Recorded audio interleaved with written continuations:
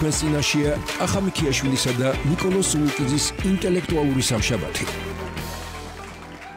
აი როდესაც მე შენზე ვარ გაბრაზებული, არ გამოდის არაფერი. იმიტომ რომ არც მინდა შენთან მუშაობა. აჩერეს მთელ მაყურებელს, მესმის რომ გააკეთოს ასე ერთი წამით, მინიშნება რომ მისცეს. მაგრამ 1 საათის გამოვიდა.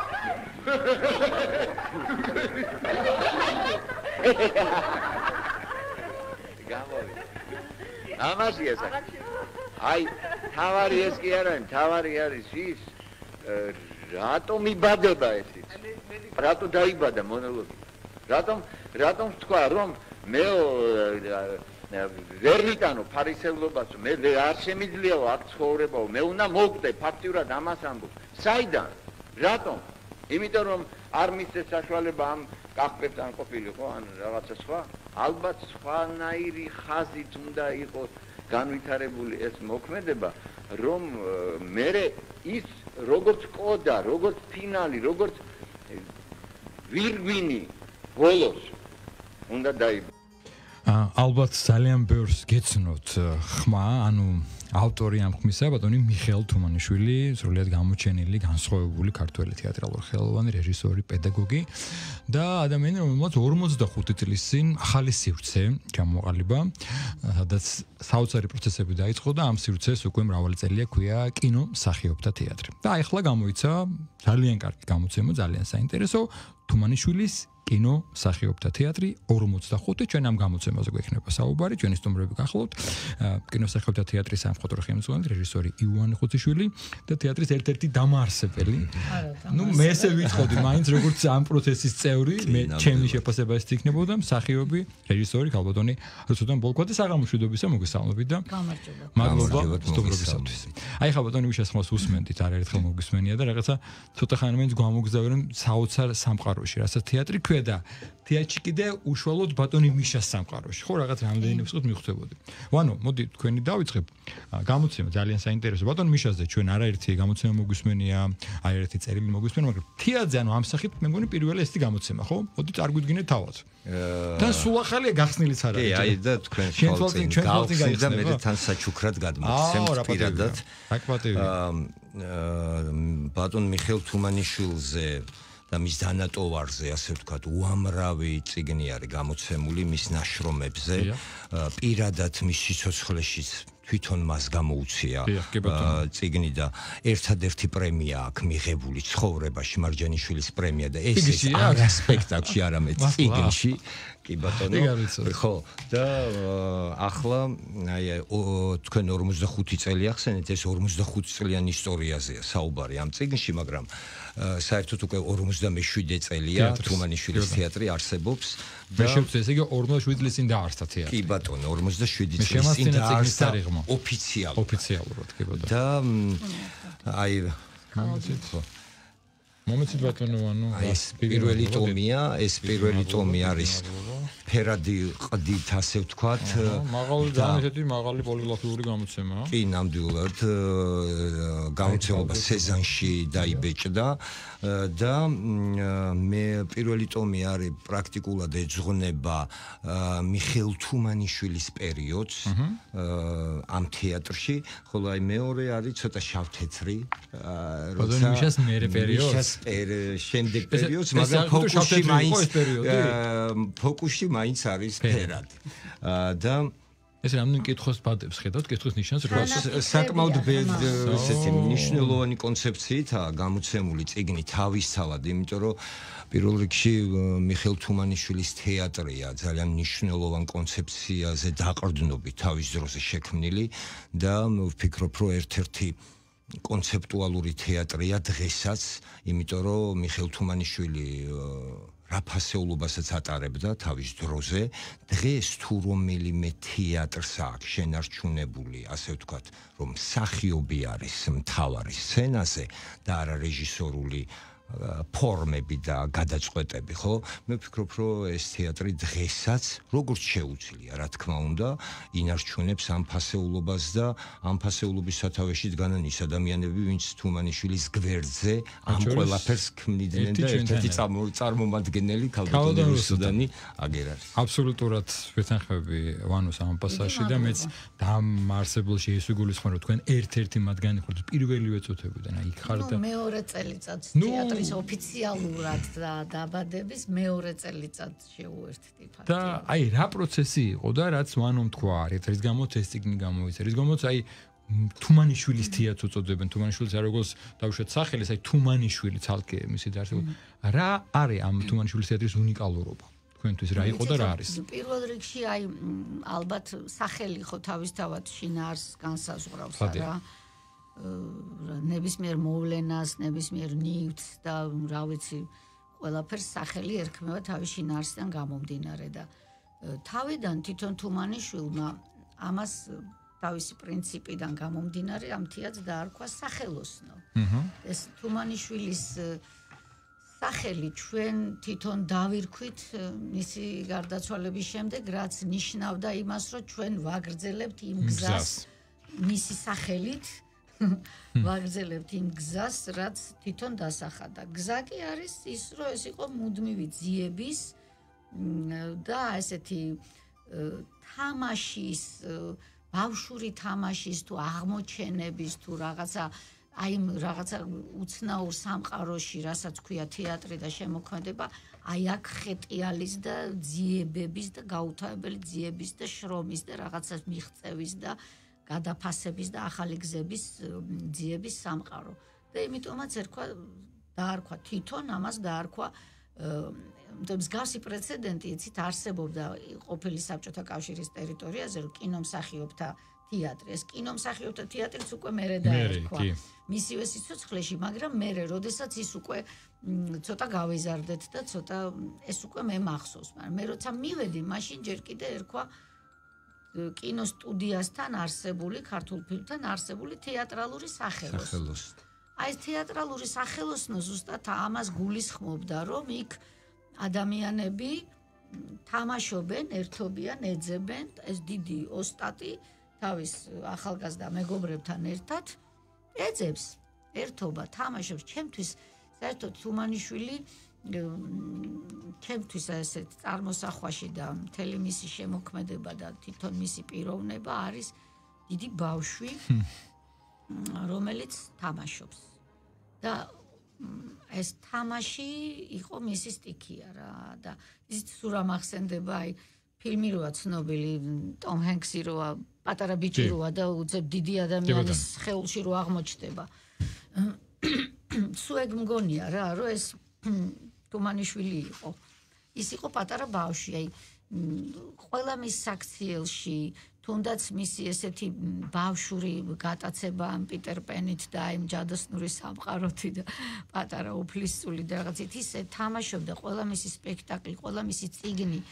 ყველაზე რთული თემაც კი მაგისი ცხოვრების, რაც იყო ომი, რომელზედაც ლაპარაკი არ უყვარდა და ყველაზე სერიოზული, სადაც უბრალოდ სიკვდილს თვალებში უყურებდა, აი ამ ომის შესახებაც კი, როცა ლაპარაკობდა, ესეც რაღაც ერთგვარი თამაში იყო მისთვის, იმიტომ რომ მახსოვს ერთი წერილი დაიბეჭდა მისი ომთან დაკავშირებით მოგონებებზე და სათაურად ჯერ ხო ტრუბადური დაარქვა თავის ცხენს, კავალერისტი იყო და ცხენს ტრუბადური დაარქვა და აი ამ სტატიას, სადაც ის ყვებოდა აი ომის საშინელებაზე და თავის თავზე როგორც ჯარისკაცს და ომში, იცით როგორ დაარქვა? ჩემი ჯარისკაცობის ამბავი. ეს სტატიას ერქვა ესე, ჩემი ჯარისკაცობის ამბავი. აი ეს არის ბავშვის კი ბოდა. ბავშვის. დიდი ბავშვი. ხო. ვანო, ამ ციგში, ამ ნაწილად არის ალბომი თეატრალებისთვისაც და რიგითი რა იქნება საინტერესო ან სიახლეან რით იქნება გამორჩეული? კი, აი გამორჩეული არის ერთი რამით, რომ ესე მივიღე გადაწყვეტილება და მთელმა შემოქმედებითმა ჯგუფმა, ასე ვთქვათ, ვინც მუშაობდით, რომ არ ყოფილიყო თეატრმცოდნის დაწერილი რაღაცა ისტორია. ამიტომ და თეატრმცოდნე პრაქტიკულად არ არის ჩარეული ამ წიგნში. აბა ვინ წერს? ეს მთავარი ტექსტი, რომელიც ასე ვთქვათ, შესავალი ტექსტი არის ჩვენ მე პირადად მივმართე აკა მორჩილაძეს და ვთხოვე რომ რაღაცა ცოტა დისტანცირებული ადამიანი მჭირდებოდა თეატრიდან რომ ისტორიულ კონტექსტში განეხილა თუმანიშვილის თეატრის დაბადებაც, არსებობაც და ის პერიპეტიები რაც გაიარა იმ ეპოქაში ამ თეატრის შექმნამ და მადლობა მინდა ვუთხრა ბატონ აკას რომ ეს მეილის ტექსტი არ მავიწყდება რომ მისთვის პატივი იყო ამას შეხებოდა და სიამოვნებით დათანხმდა რომ ემუშავა და ერთგვარი რაღაცა მისი დოკუმენტურ მხატვრული თხრობა, რითაც გამოირჩევა ბატონი აკა, ხო, ამ წიგნში შესულიყო. და შემდეგ იყო აქ თუმანიშვილის თეატრზე ყვებიან მისი მოწაფეები, ის ადამიანები, ვინც სას დამაარსებლები ქვია, ასე ვთქვათ, პირველი თაობა, შემდეგი თაობა, რომელიც მოვიდა და პრაქტიკულად ძალიან ფუნდამენტურად შესისხოლ ხორცდნენ და ქალბატონ რუსიდანზეც ზუსტად იგივე ის მაგ განცდა და ქალბატონ ნინელიზე, რამაზიოსელიანზე და ასე შემდეგ თაობაზე, რომ ისინიც ერთგვარი დამფუძნებლები არიან და იმ კონცეფციის მთავარი შემქმნელები და ყველა ის ადამიანი ყვება, ვისაც ჰქონდა თუმანიშვილის თეატრთან შეხება. ყველა ყვება თავისებურად. ყველა ყვება თითქოს თუმანიშვილის თეატრზე სხვებზე ყვებიან, მაგრამ ყველაზე საინტერესო ამ წიგნში ის არის, რომ მათ დაუნებურად ყვებიან საკუთარ თავზე და საკუთარ მნიშვნელობაზე ამ თეატრში და ეს წიგნი პრაქტიკულად რა ტექსტიც არსებობს ამ წიგნში იმის გარდა რომ ერთგვარი დოკუმენტური, ასე ვთქვათ, სიზუსტე დავიცვათ. ერთია როგორ ყვებიან, ამიტომ მთელ წიგნს გასდევს მიხეილ თუმანიშვილის დოკუმენტური ჩანაწერები, რომელიც აბალანსებს ამა თუ იმ ადამიანის მონაყოლს რეალურად რა იყო, ის როგორ განიცდიდა ამ ყველაფერს, რეალურად როგორ ეხებოდა ამ ყველაფერს და ერთი არის აკა მორჩილაძე როგორ ხედავდა გარედან სიტყვაზე დღეს მე როგორ ვხედავ თუმანიშვილის თეატრს ან ფუნქციას და ასე შემდეგ და ასე შემდეგ და პრაქტიკულად შეიქმნა აბსოლუტურად ორიგინალი ტექსტებია, რომელიც არ გამოქვეყნებულა არსად და ასევე მნიშვნელოვანი არის, რომ სპეციალურად მოხდა ასევე მინდა ვთქვა, რომ ასე კონცეფციის, ვიზუალური კონცეფციის ერთ-ერთი ავტორი არის ქალბატონი ირინა აბჟანდაძე და სპეციალურად მოხდა რაღაცა ფოტოების გადაღება, რა თქმა უნდა, საარქივო მასალის, ასე ვთქვათ, კიდე ერთხელ გადახედვა და შეტანა, მაგრამ იმდენად გაბნეულია ეს მასალა. სხვათა შორის ამ წიგნმა კიდე ერთ ბევრ რამეს მიგვახვედრა, რომ ყველაფერს უნდა თავმოყრა. ყველას თავისი თუმანიშვილის თეატრი აქვს, ყველას თავისი თუმანიშვილი ყავს და ყველას მაქსიმალურად მინდა გითხრათ, რომ სადღაც 70% თეატრის ისტორიის მასალა ყველას აქვს სახლში. და მესმის რომ ეძვირფასება, მაგრამ ნელ-ნელა ეხლა ხო აქაც ბევრი რამე ასე ვთქვათ მოიტანეს, აი ქალბატონ რუსუდანისგან ძალიან კარგი მასალა მივიღეთ, ასევე მივიღეთ წერილები ქალბატონი ქეთი დოლიძის არქივიდან, ნინელი ჭანკვეტაძის არქივიდან და ასე შემდეგ და ასე შემდეგ, მაგრამ ნელ-ნელა დაიზრა ის, რომ ეს ყველაფერი მაინც რა თეატრიდან მიღებული ეს ისტორია ისე თეატრს უნდა დაუბრუნდეს და გაჩნდა უკვე მუზეუმზე საუბარი, გაჩნდა უკვე არქივზე, მოწესრიგებაზე და ასე შემდეგ.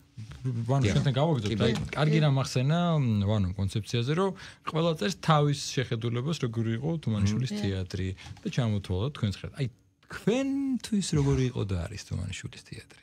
თეატრი. ხო, აი, თუმანიშვილის სკოლა, თუმანიშვილის თეატრი, რაც შეიძლება იქაც დაწერეთ ან ახლა გაგვიზიარებთ. აი თქვენი დავუშვათ ახლა გეუბნებით რომ თქვენ უნდა დაწეროთ წიგნისთვის თქვენი თუმანიშვილი და თქვენი თუმანიშვილის თეატრი. სხვანაირად დაწერდა დარწმუნებული. რა თქმა უნდა. სხვა თქვა უნდა, მაგრამ იცით რა, ცოტა რთულიც არის ამაზე პასუხის გაცემა, იმიტომ რომ აი ეხლა რო გკითხოთ რომ თქვენი ცხოვრება თქვენთვის რა არის? როგორ გინდა უპასუხო ამას? ხო, მესმის აბსოლუტურად. აი რა უნდა უპასუხო?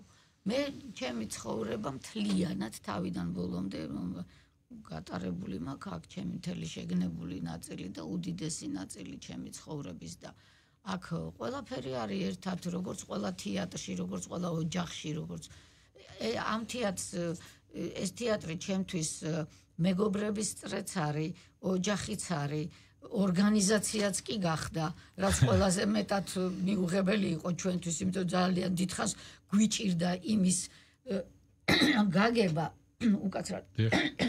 ძალიან დიდხანს გაგვიჭირდა ჩვენ იმის აღქმა და შეგნება იმისი და გააზრება, რომ ჩვენ ვართ ორგანიზაცია.